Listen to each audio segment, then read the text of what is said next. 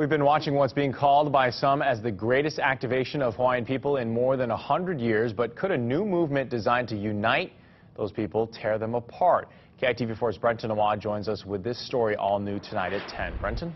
Kenny, that's what critics of Aupuni tell us could happen. Aupuni is a new organization that's taking steps to help Hawaiians form their own government. The organization's getting ready to hold an election so Hawaiians can choose people who will go on to create that government. The first step starts on Monday when Aupuni plans to send out election notices to everyone eligible to vote who's on the native Hawaiian roll. You can check if you're on that list by going to Kanai'oluwalu's website.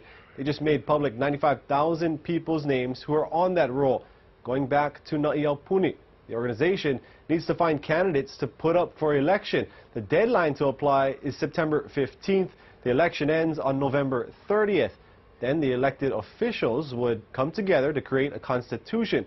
But that's what they're being criticized by some Hawaiians who, one, don't want a government that has ties to the state, and two, they say this is a terrible time for any kind of election because, for once, Hawaiians are finally coming together, as we've seen with these protests, and critics say this election could split them apart.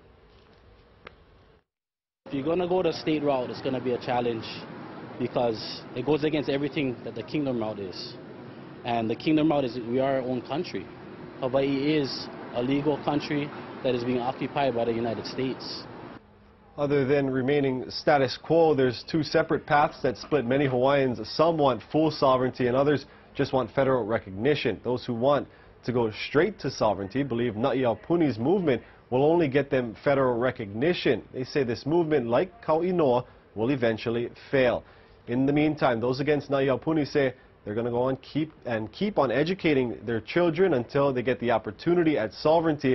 And that education continued today because it just so happens that today is La Ho'iho'i Ea, also known as Restoration Day, when Hawaiian independence was restored back in 1843 after occupation by the British.